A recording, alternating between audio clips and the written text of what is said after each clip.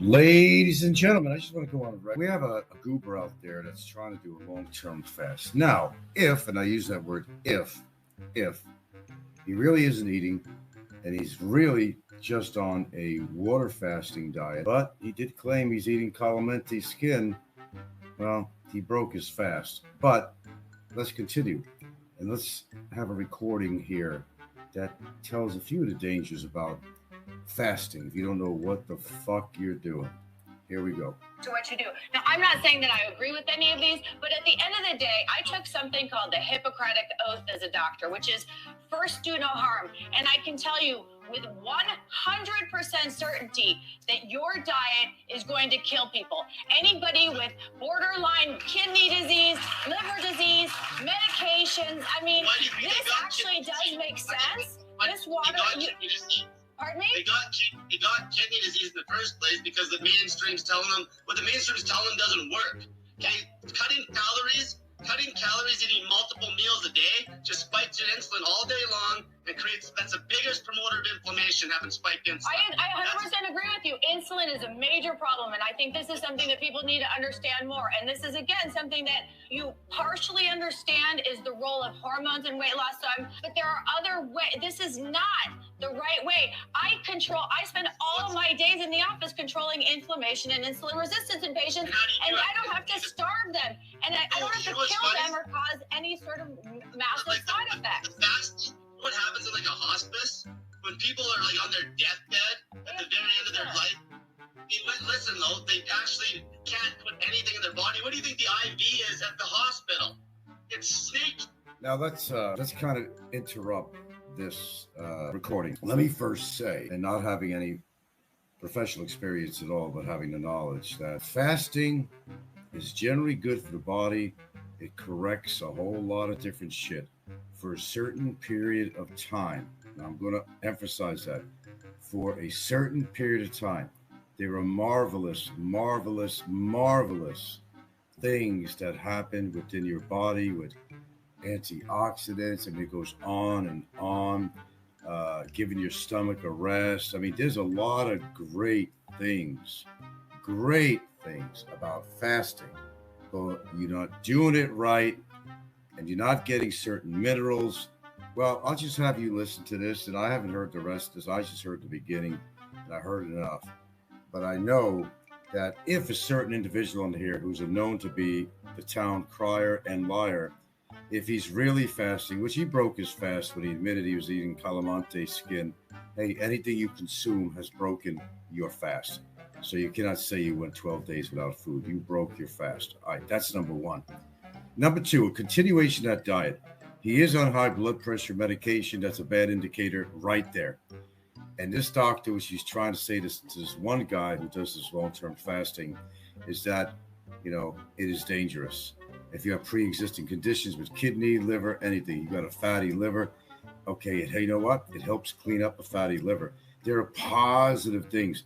I'm going to say it. There are positive things with fasting, but it is a danger zone with landmines that you have to understand. And when you're a goober and don't know what the fuck you're doing and you're trying to prove that you're a fucking man and you want to do something as stupid as this, well, just listen some more. Juice. Oh, they're getting snake juice with TPN, which is nutrients going into their body. Right, we've all worked in a hospital setting and watched the nutrients also going, the calories going into their body. When you have people that are obese and you got them weighing like 200 pounds overweight, you know how much nutrition's on their fat? Every animal in nature does this. Like a grizzly bear will eat all summer, restore the fat, and then they'll literally lay on their ass all winter and not eat a thing. We're not bears. That's true, but we're not bears or snakes, so we have to differentiate, okay? So let me ask you, what is being said up here is based on decades and decades of scientific evidence. Let me ask you, I just want to know, do you have any prospective randomized controlled trials to substantiate any claims that you are making? Because the claims we are making is based on science. Have you done any studies? My Snake Diet Facebook group has 200,000 people. I'd say that's a good enough study when people are losing 30, 40, 50 pounds in a month. Cole, that's not science. That's straight to the weight loss, because I have personal experience with calorie restriction through U.S. Army Ranger School, where to serve my country, I had to cut out food for a while. Not all food, but severe calorie restriction. What happened was I absolutely got skinnier, lost 20 pounds of muscle. The only time in my adult life I was chubby was as soon as that ended, because I screwed up my metabolism. And you know and why? then you gain weight very easy. You know why? That will happen to everybody. Everybody. You cut the weight out, and then you're going to gain more because your metabolism slows way. Term fix, 2 weeks, you need to get ready for a wedding. Unsafe but effective. Outside that, okay, but it's all metabolic dysfunctions you do have, because maybe you haven't checked everything out. You know, you're on high blood medication that can I'm very fair about this because I'm on both sides of the coin, that there's a certain good that fasting can even toward cancer. It can kill cancer. There's a lot of great things to do, but in the process of doing so, it can also kill you. Okay, and these are like unsupervised, and there's people who swear by, there's doctors that say that no, people are more in a position of dying from the way they're doing it. So let's listen some more. Unhealthy and not effective long term. Period. Listen for a second. Your metabolism gets cranked up because you weren't fasting. When you cut calories with a high intake frequency, that will be catabolic as hell. Why do you think intermittent fasting is so popular?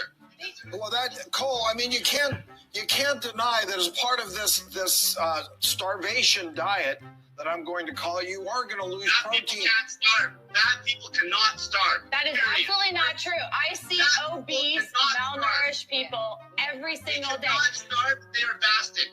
I mean, they are fasting. They cannot starve. Well, you see, Alan, we're not bears.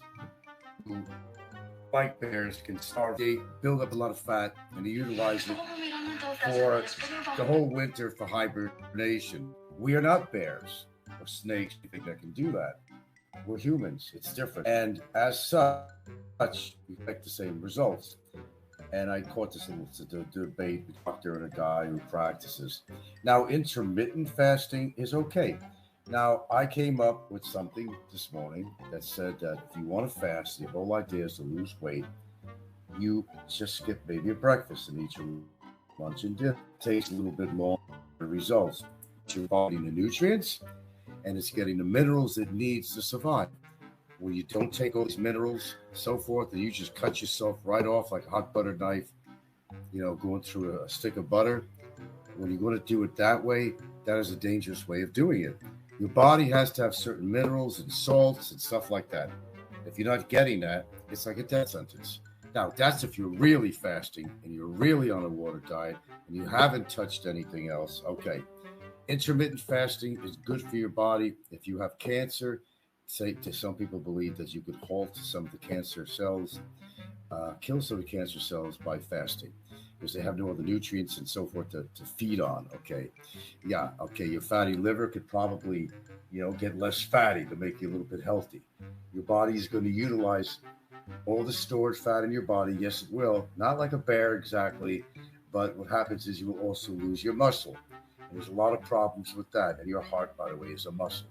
So when you hear these goobers out there and they say they're fasting, it's my 12th day, I don't even feel dizzy. Well, first of all, after about the 4th day or so, you will feel euphoric.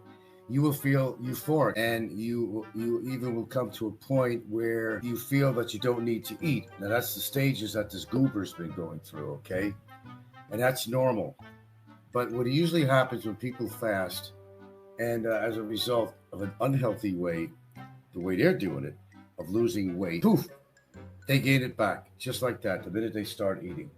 So not only were they taking chances with their life if they successfully get through 10, 12, 15, 20 days of fasting, which, believe me, you're doing havoc on your body, your electrolytes, everything. I'm not a doctor. I'm not going to go into this. I'm not a nutritionist. However, I can read like anybody else. And what I've learned, because it's an interesting topic, is we got this goober know-it-all that seems to think that he's got it under control. But he's never had his life under control. So how is he going to have his fasting under control? So when you look at it that way, you could say this goober has no fucking clue what he's doing. He could read all he wants, but he's not apparently following certain protocols. Health concern, intermittent fasting, the good, the bad, and the ugly. I'm going to have you listen to this too. And actually, let's see. If you don't mind listening to this, hey, I'm the one that's the bad shit on YouTube by copywriting something. So I take that chance. Okay, fasting, health concern, triggers. Let's just you got nothing else better to do, right? See what this one has to say. Let's get you a commercial here, some ads, and let's get to it. In Health Watch, intermittent fasting. Past 3 years, Google searches for eating plans have quadrupled. I mean, it's worked miracles for me. Some of the most popular forms of the plan are whole day, which means no food for 1 or 2 days a week.